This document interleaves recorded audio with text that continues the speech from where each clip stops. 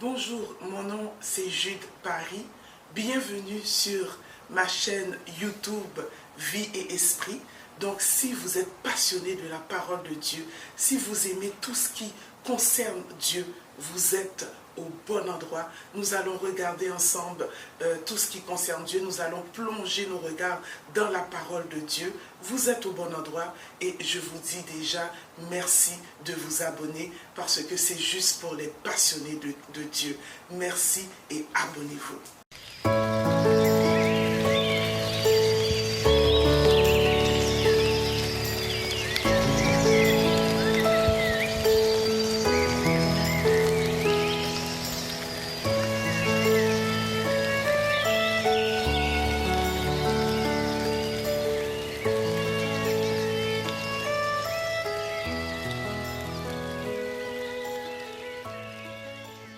Merci de nous écouter. Merci encore. Donc nous voulons comprendre, ce soir nous voulons comprendre pourquoi qu'est-ce que ce passage voulait dire. Nous avons lu précédemment le passage qui dit dans les derniers temps. Il y a quelque chose qu'il faut déjà noter. La Bible dit « Je répandrai mon esprit sur toute chair » et il fait référence à vos fils et vos filles.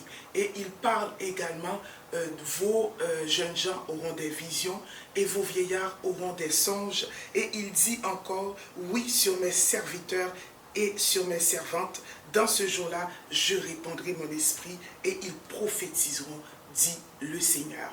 Donc, la prophétie a toujours existé. Pourquoi Dieu nous ramène encore dans la prophétie? Puisque Dieu lui-même a été le premier qui a prophétisé dans Genèse 3, le verset 15, il a prophétisé ce que Jésus allait faire à la croix et à la victoire de Jésus à la croix. Nous avons vu également, nous savons que également, il y a toujours eu des prophètes. La prophétie a existé dès le commencement. Je fais référence au prophète Moïse, au prophète Samuel, au prophète Élie, au prophète Ézéchiel, Ésaïe et j'en passe, qui ont également exercé un ministère au sein du peuple de Dieu. Alors pourquoi Dieu nous ramène encore dans les derniers temps? Pourquoi Dieu insiste dans les derniers temps? Donc, la première des choses qu'il faut considérer, qui seront ces gens que Dieu va répandre son esprit sur toute chair. Donc nous croyons fermement que Dieu ne va pas utiliser forcément des prophètes.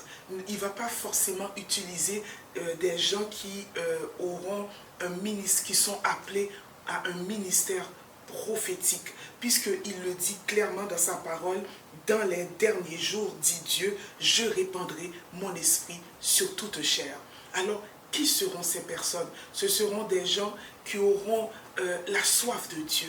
Ces gens qui vont être utilisés par Dieu seront des gens qui auront la soif de Dieu, le feu pour Dieu. Ça va être des gens qui vont aimer et pratiquer la vérité et la justice. Ils vont être une armée que Dieu va se réserver pour le temps de la fin. Donc nous savons que la prophétie a toujours existé dès le commencement. Et depuis le commencement, la Bible nous parle des prophètes, mais dans les derniers temps, Dieu va utiliser des gens qui auront soif, des gens qui vont aimer le Seigneur et qui vont se tenir pour la vérité. Une deuxième question à se poser, est-ce que le ministère prophétique tel que nous le connaissons va disparaître? Non, pas du tout. Le ministère prophétique va toujours être en place. Les 5 dons du ministère vont toujours être en place. Donc Dieu ne va pas enlever le ministère prophétique ni les 5 dons du ministère tels que nous le connaissons. Mais par contre, Dieu va se réserver une armée pour parler de sa part.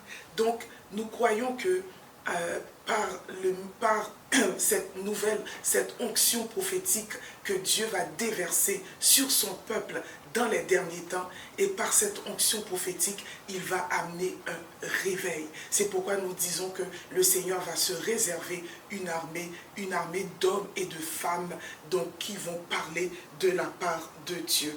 Alors, quel sera donc la question à se poser, c'est de savoir quel sera le message. Est-ce que ça va être le même type de message que nous avons connu jusqu'ici dans l'Église? Donc rappelez-vous que je vous ai dit que le ministère prophétique, les 5 dons du ministère ne vont pas disparaître, mais le message que cette armée, si je peux le dire ainsi, du Seigneur qu'ils vont porter, ça va être un message qui va être différent. Regardons dans le livre de Jude, le verset 14 à 15, le livre de Jude, le verset 14 à 15, nous allons voir quel type de message qu'ils vont apporter. Donc nous savons que dans l'Église, les prophètes prophétisent sur le peuple de Dieu, ils prophétisent sur nos vies, ils nous amènent la pensée de Dieu, ils apportent une direction divine, donc ce que Dieu dit par rapport à son peuple. Donc des fois on reçoit une parole venant d'un prophète de la part de Dieu, mais dans ces derniers temps, le message va être différent. Donc ça va être un message qui va être centré plutôt sur le réveil. Ça va être un message qui va amener le peuple de Dieu à réformer ses voies. Ça va être un message qui va parler du royaume des cieux et de tout ce qui concerne de l'avènement et du retour glorieux de Jésus. Ça va être un message également qui va avertir. Ça va être un message qui va parler du jugement dernier. Donc allons regarder ça dans le livre de Jude. Donc, pour que nous puissions comprendre quel type de message qui va être prophétisé. Donc, nous disons Jude, le verset 14 à 15. Laissez-moi lire pour vous. C'est aussi pour eux qu'Enoch, le 7e depuis Adam, a prophétisé en ces termes.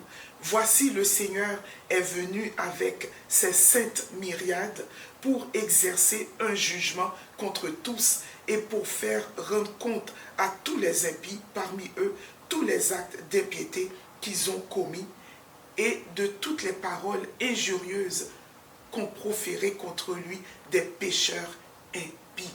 Donc ça va être un message qui ne va pas seulement parler au peuple de Dieu, mais qui va parler au monde entier. Vous devez comprendre que ce message va déranger.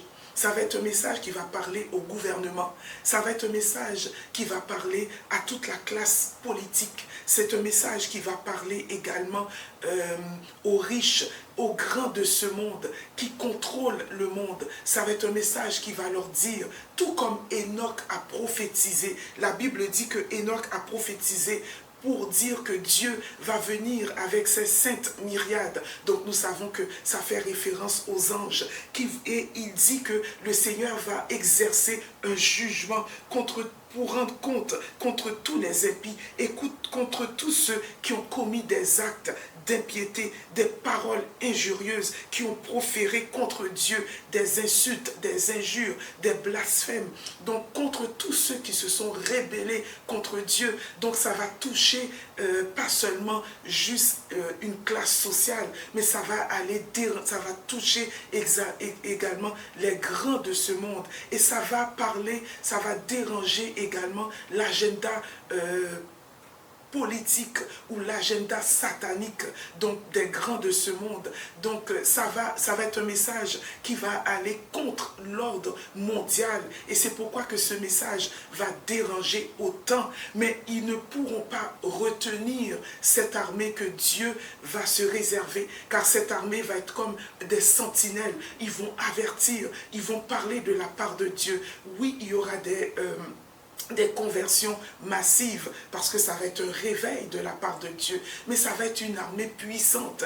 Et la Bible dit qu'il y aura des miracles, des signes, des prodiges qui vont se produire dans le ciel et sur la terre. Donc ils ne pourront pas contenir, ils ne pourront pas empêcher ce message, parce que ce message va être accompagné de signes et de miracles. Donc Dieu va confirmer le message de cette armée qu'il aura réservée pour le temps de la fin. Donc il va avoir des choses, des phénomènes inexpliqués. Donc c'est pourquoi que c'est pas juste comme un message des gens qui sont des fanatiques, mais ils vont se sentir interpellés par ce message qui va tant déranger l'ordre social, qui va tant déranger leur paix, qui va tant déranger leur sécurité, parce que ce message va être centré sur Dieu, sur son royaume et sur son glorieux retour. Et il va avoir des événements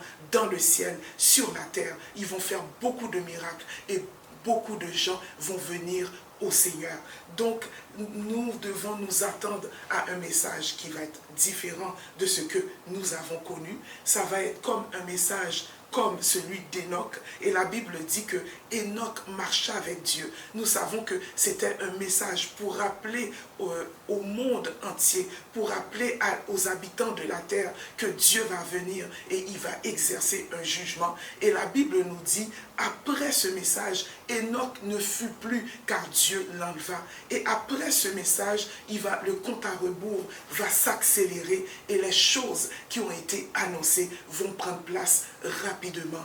Donc Dieu va parler non seulement à son Église, ça va être un message réformateur, ça va être un message pour le monde entier, mais ça va toucher également l'établissement, la classe sociale, politique, les gouvernements, les riches, pour leur dire que Dieu est au contrôle et que la terre lui appartient.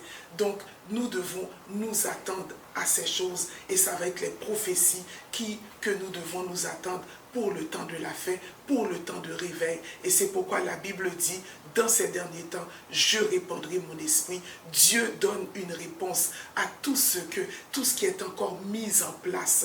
Et j'aimerais aussi vous amener, pour terminer, dans cette prière que l'apôtre Pierre avait faite, dans cette prière qu'il a tirée encore dans le psaume 2. Et cette prière, c'est lorsque on avait interdit explicitement aux disciples de parler de Jésus. Cette prière, c'était dans Acte 3. Nous pouvons aller le voir. Donc, et il a tiré cette parole dans le livre, dans le psaume 2, qui dit « Pourquoi ce tumulte parmi les nations ? Pourquoi les rois de la terre se soulèvent-ils contre l'Éternel et contre son oint ?» Et la Bible dit dans le verset, encore dans sa parole, « Maintenant, rois de la terre, conduisez-vous avec intelligence. Maintenant, juge de la terre, recevez instruction. » Nous allons voir ce passage qui est quand même extraordinaire. Il nous dit, maintenant, roi de la terre, conduisez-vous avec sagesse. Juge de la terre, recevez instruction. Servez l'Éternel avec crainte et tremblement. Et il y a le verset 4 nous dit, celui qui siège dans les cieux rit, le Seigneur se moque d'eux, et puis il leur parle dans sa colère, il les épouvante dans sa fureur.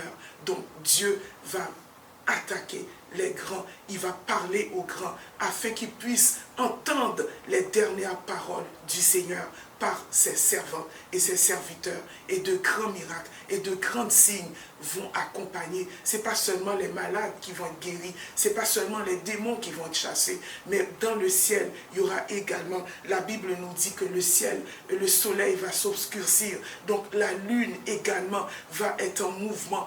Sur la terre, il y aura beaucoup de signes et de prodiges. Donc le peuple de Dieu doit être au courant de ces choses, car ces choses vont venir très bientôt. Préparons-nous pour le temps de la fin et cette onction qui va venir. Donc, préparons nos cœurs, car Dieu va le faire. Dieu parle à l'Église, mais Dieu va également parler aux grands de ce monde pour leur dire, conduisez-vous avec sagesse et intelligence, parce que à l'Éternel, la terre et ce qu'elle renferme, le monde et ce qu'il habite. Merci d'avoir été parmi nous et que Dieu vous